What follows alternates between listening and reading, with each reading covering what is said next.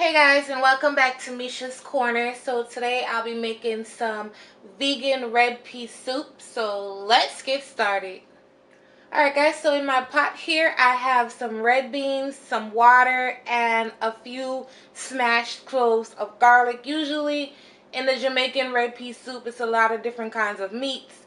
We're doing no meat here and pure vegetables. So I'm also going to cover this with some vegetable broth. You can use the brand you prefer. This is Simply Truth Organic vegetable broth. And I'm probably going to put half the box, so maybe 2 cups. Or you can make your own vegetable broth. That's even better.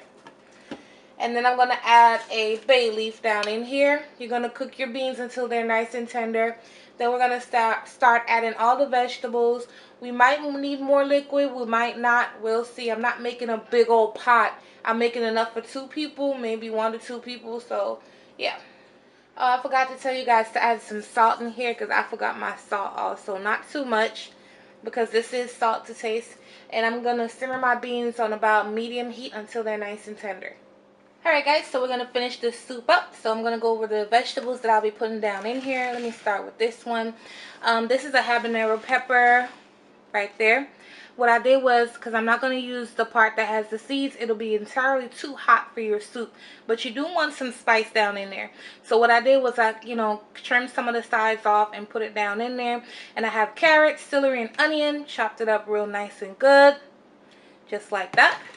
Now for the more hearty part of the soup, I chose to just go with some potatoes and some kabocha squash. I found this in Fiesta Supermarket, which is a international supermarket. However, whatever squash, as far as the more starchy squash that you can find in your supermarket, is totally fine.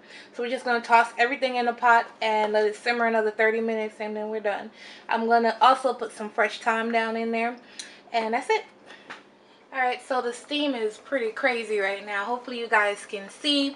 I'm going to go in here with my squash and my potato. As you can see, the broth thickened up, but not as thick as it's going to be once the vegetables go down in there and it simmers for another 30 minutes. Then it's really going to thicken up. The last 10 minutes of cooking is when I'm going to add my fresh thyme down in there. You don't want to boil your fresh thyme to death. If you prefer a way more thicker soup, you can smash some of your peas, but mine are cooked all the way down. I don't even need to smash them. I made this soup before with meat, of course. So I know once it boils in 30 minutes, it's going to be really thick. But if you prefer a thicker soup, you can smash some of your peas and put it right back. I'm going to let this go another 30 minutes. Alright guys, I'm going to plate this soup on up.